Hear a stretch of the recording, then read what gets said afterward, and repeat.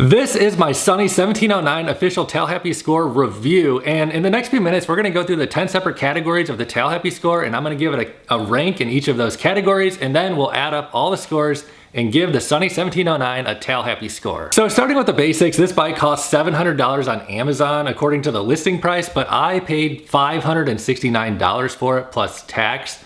The weight limit, the user weight limit for this bike is 300 pounds, and the bike weighs 89.3 pounds according to the spec sheet here. There are no power cords that come on this bike whatsoever. There's just 3 AAA batteries, and the resistance changes without putting those batteries in, so you don't need to use the electronics on the Sunny 1709, but you can. There are 13 levels of magnetic resistance, and you kind of just pull that lever up and down, and they kind of click into place, and the resistance works pretty nicely. Another thing to note is this bike comes with dual-sided pedals, so it has SPD clip-in pedals on one side and then cage-style pedals on the other side. And then it also has a big comfy seat right on the bike out of the box. So that's kind of a simple rundown. Let's dive in and take a closer look at the 10 separate categories of the TAILHAPPY score for the Sunny 1709. Let's go. The first category on the TAILHAPPY score is Drivetrain Feel. And simply put, this is how does the drivetrain feel to ride? There are a lot of things that go into the drivetrain feel on any bike, and on this bike it is magnetic resistance, and it has a very light flywheel relative to most other indoor cycling bikes. The flywheel mass of this bike is actually listed at 7.36 pounds, which is pretty much on point with the Keiser M3i flywheel mass that you can see back there. Up until I got the Sunny 1709 and the Keiser M3i, it was my belief that there needed to be a heavy flywheel in order to get a good feeling drivetrain. This seems to be a common belief in the indoor cycling bike community, but these bikes, the Keiser M3i and the Sunny 1709, have proven this to be a fallacy. So let me try to explain this. It's a little bit difficult to explain, you know, if you have not actually ridden one of these bikes, but these bikes, like the Sunny 1709 here in particular, has a feel to it that is more similar to a road bike as compared to like this style of indoor studio cycle riding. It's something that's really kind of hard to explain with words. It's more of a feel thing. But overall, I give the Sunny 1709 a 7 out of 10 on drivetrain feel. The next category on the TAILHAPPY score is maximum resistance, and the Sunny 1709 actually has a pretty good maximum resistance. I would rate it at about the equivalent of about 80 to the Peloton Bike Plus. Also, this bike can crank down the resistance quite a bit, and basically when you get that resistance turned down, it's pretty much a free turning crankset here. Really just not much resistance going on at all when it's on minimum. So there is a very good range of resistances on the 1709. Another thing to note about the resistances on the Sunny 1709 is there is not a resistance knob. There is this thing, and what this does is it makes it very, very quick for you to adjust your resistance from minimum to maximum. So if you're doing like high intensity interval training or you need to adjust your resistance quick, it is very quick and easy to do so on this bike. Also, you may have noticed that it does kind of click into a resistance slot. You can hear the noise of the click. As a demonstration for you, I'm on minimum resistance right now, and this is extremely easy to turn. And if I crank it up to maximum, the bike is on maximum resistance and my cadence is 30. I'm in the saddle, and if I get out of the saddle, I can get the cadence up to about 50.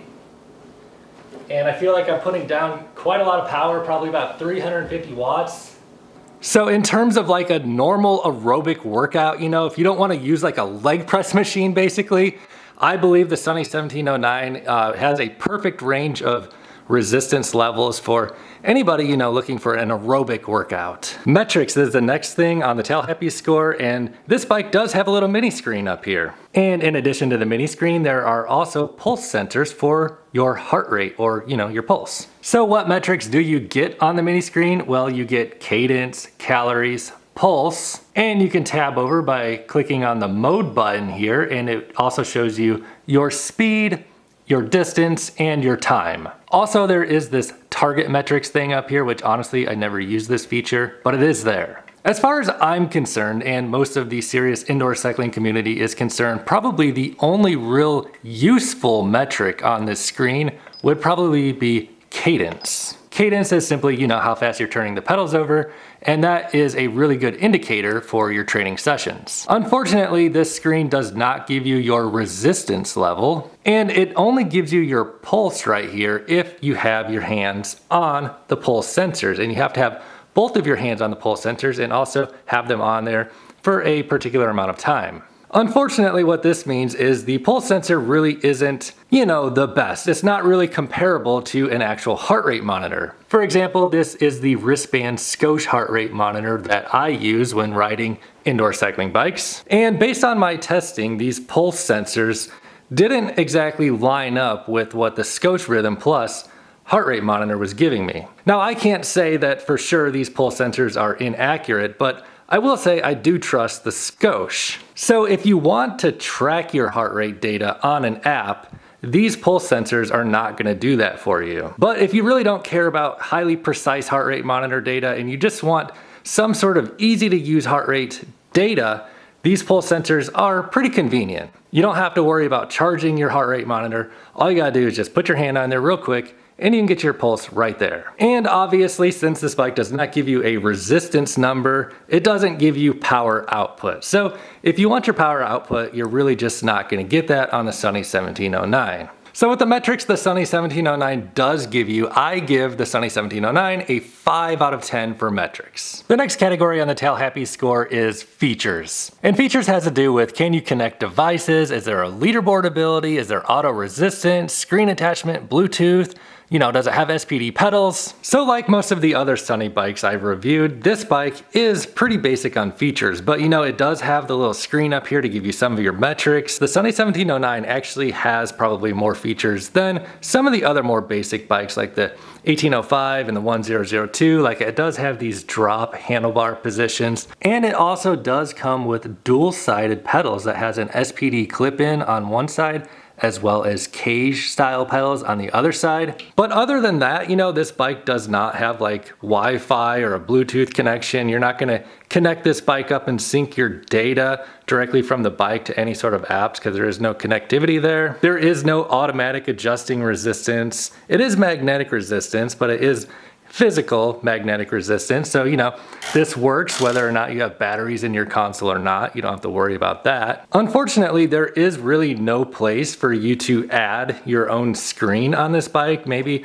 you could take this screen off and then add your own. You don't have to get really too creative to come up with, get something like this, attach it on there, and you can add your smartphone if you want to run like the Peloton digital app or some other sort of app on a secondary screen. Or like I said, you could remove this or move this maybe somewhere off to the side and place your main screen up here. But in terms of features for adding a tablet on this bike, it's not something that comes standard on the bike. You do get a little water bottle holder up here in the front, which is a kind of unique position, and it does actually make it pretty easy just to grab your water bottle right there. For features, I give the 1709 a 5 out of 10. The next category is adjustability. How adjustable is the bike? According to the listing on Amazon, this bike can fit an inseam of 28 inches up to a maximum of 39 inches inseam. I'm 6'5" and my inseam is 34 in like a pair of jeans, and I fit just fine on this bike. I feel like I could actually drop the seat down one level from max height and still be fine on this bike. So if you're about 6'5" or maybe a little taller, you'll fit on this bike. One thing that the Sunny 1709 has going for it that's really good is this bike is truly four-way adjustable, meaning the handlebars can move forwards and backwards. They slide right along this rail here. And this isn't a feature that all bikes have. For example, the $2,000 Nordic Trek S22i flagship bike does not have the ability to move the handlebars forward and backwards, and neither do the Peloton bikes. So just the fact that this bike does have that four-way adjustability is really nice, and it definitely helps contribute to a more comfortable ride since you can independently move the seat forwards and backwards as well as the handlebars forwards and backwards. Now, in terms of adjustability, the most important part is being able to get your saddle, the seat position in the right place so you can get your knees over the balls of your feet properly. Moving the handlebars forwards and backwards kind of just leads to a more comfortable ride, and it's really nice to have. So as far as the adjustability goes for moving the seat up and down, there are 9 different levels of adjustment. Unfortunately, the holes are spaced kind of far apart, so if you want to make an adjustment in up and down on the seat, you do have kind of a big jump between levels. This is pretty comparable to the Sunny 1002 that I reviewed. And unlike the Sunny 1805, this bike does not have micro adjustments. You can also move the seat forwards and backwards. It's kind of weird, like you have to click into a hole, moving the seat forwards and backwards as well. So in terms of quickly and easily being able to get your saddle into the exact right position forwards and backwards, if you actually click it into a hole, which I suppose you don't necessarily have to do, but you should do, you're not gonna get it like fine-tuned super easily going forwards and backwards. However, it's really not the end of the world because you can slide the seat forwards and backwards along these rails here independent from this adjustment. So even though you do need to click this into a hole, you can micro adjust the seat along these rails. And just to show you what I mean, I took the entire assembly off here. The holes are spaced kind of far apart. They're basically the exact same spacing as what you find on the seat post. Again, it's not the end of the world, just most bikes do have that micro adjustment, moving the saddle here along this rail. Up here on the front of the bike, you also get 9 levels of adjustment. There's 9 different holes that you can click into for raising and lowering the handlebars. And I guess I should point out real quick, there is no hole you need to click into for moving the handlebars forwards and backwards. So honestly, the adjustability on this bike overall isn't bad at all, and I give it an 8 out of 10. It would be rated higher if those holes were spaced a little bit closer together, or if you were able to get micro adjustments for raising and lowering the saddle as well as the handlebars. The next category is comfort, and that basically involves how comfortable is the bike to ride, which is dependent on the points of contact you have with the bike, such as the seat, the hand grips, and the pedals. So starting down here with the pedals, these pedals are pretty good. I really like these pedals. They have the dual side, so for your less serious rider, you have the cages here, you can just wear normal shoes, and then the other side you have the SPD clip-in. So if you want to take your riding to the next level and clip in, these pedals are actually pretty decent and I like them. The seat on this bike is very beginner friendly, I would say. It is relatively thick and wide and not too squishy, but it does have a good level of comfort, I would say, and I feel like this is the kind of seat that the average beginner rider is looking for. I would say that a lot of beginner riders would be very happy with the seat that comes on this bike. It has a little cutout there in the middle, as you can see, and it's just, not too firm and skinny, but also not too soft and squishy. According to the official specs on the Amazon listing, it is 8 inches wide, 10.5 inches long, and 2 inches tall. As comparison to like the NordicTrack S22i saddle or the Peloton saddle, these saddles are more firm and more narrow, and these are the kind of saddles that beginners tend to have trouble with. So the saddle on the Sunny 1709 I think is comfortable, definitely for a beginner. The last major point of contact that you have with the bike is the hand grips. And the hand grips are fine. They're a little bit different than most of the other bikes I have here. They're not really quite as rubbery of a feel as the 2 other Sunny bikes I have, or the Peloton Bike Plus or the NordicTrack. It is definitely just like a little bit different style. You can kind of see there's a little bit of a gloss to it. But honestly, these handlebars are comfortable and I don't find really any discomfort in them. There is a variety of hand grip positions, and really the big benefit here of these handlebars is they have the drops. So you have this hand grip position up here, and if you want to drop down into a slightly more aggressive riding position, you can just drop on down there. You also get that position 3 grip right out here, and you do have a variety of other hand grip positions available. Another thing we can focus on for comfort is, what does the resistance knob feel like? It actually is like a rubber coat, so it's very nice, soft touch to the feel, and it's very nice and easy to operate. The resistance, not knob, but resistance lever on the Sunny 1709. Other points of contact are, these adjustment knobs here to raise and lower the saddle, and on the front as well. And these are, they're plastic, they're just fine. I find them perfectly comfortable to use. The last component of comfort here is the handlebar ability to, one, get up into a comfortable position, and two, also be able to move forward and backwards to a comfortable position. And they can do that. This is also another fairly soft touch, kind of like rubbery-ish kind of feel knob. So overall, I give the Sunny 1709 a 9 out of 10 for comfort. I find this bike very comfortable to actually get on and ride. It's not like, too aggressive of a riding position. The handlebars come up nice and high. You can also drop them down. You can move the saddle back, forwards.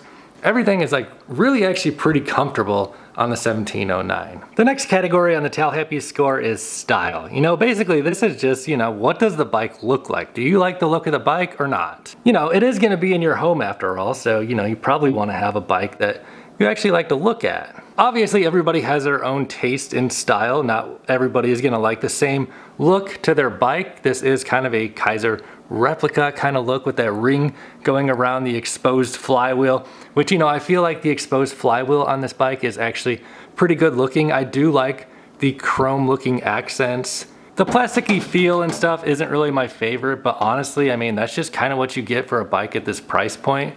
I do, like this little chrome plate right here. So, overall, I give this bike a 6 out of 10 for style. The next category on the TAILHAPPY score is convenience. How easy is it just to get on the bike and start riding? And not just get on the bike and riding by itself, but join an instructor-led class, like, the Peloton digital app or Apple Fitness Plus, just something where you're not gonna be getting on the bike and trying to go it all on your own. So it is really convenient that this bike runs on batteries and you don't have to worry about plugging it into the wall. And also you do get these pulse sensors, so you don't have to worry about keeping your heart rate monitor charged, and you don't have to worry about getting on the bike and forgetting that your heart rate monitor is not on your arm and then go find it. And this bike does have the mini screen up here that gives you basic metrics such as, like your speed and your cadence. So you don't need to hook up extra stuff in order to get those basic metrics. There is no tablet holder built into this bike, but you can just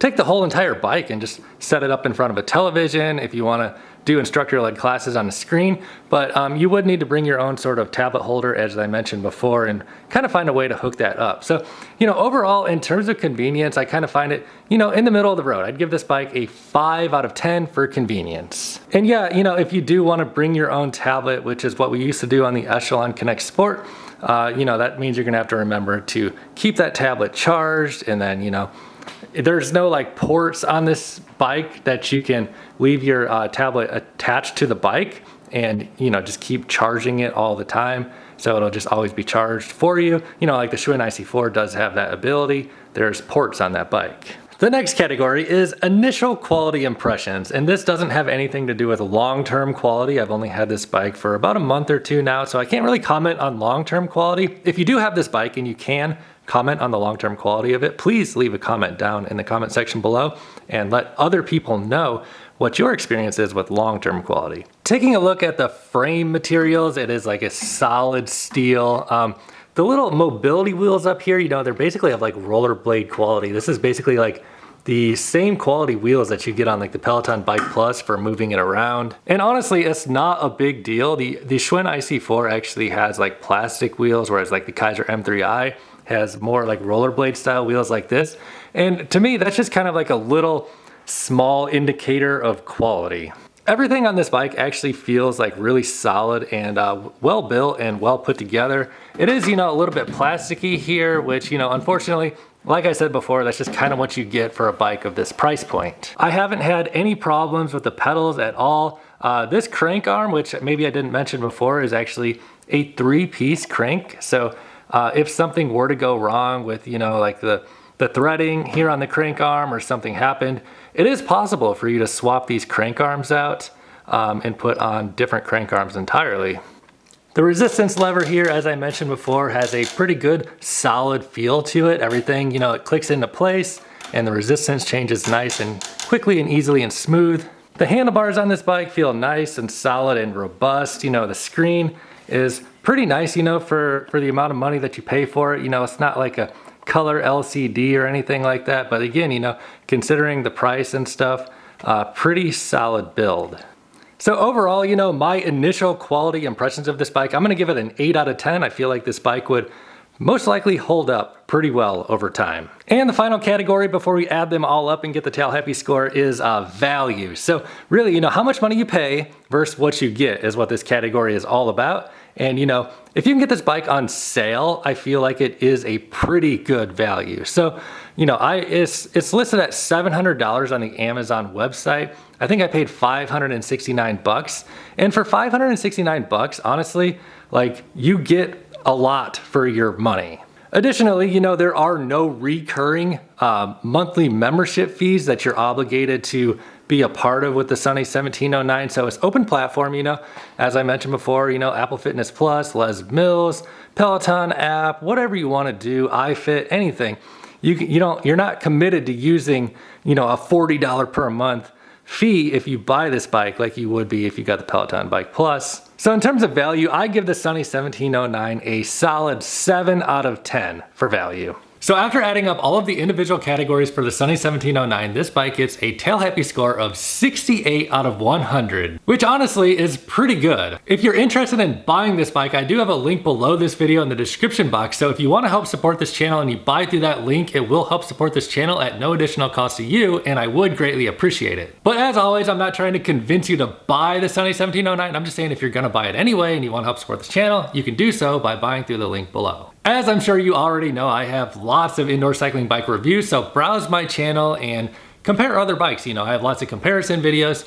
You know, take your time, browse around, see what bike's right for you, and then make a decision when you're ready. Until then, click that subscribe button, give me a thumbs up if you found any value in this video, and I'll see you in my next video.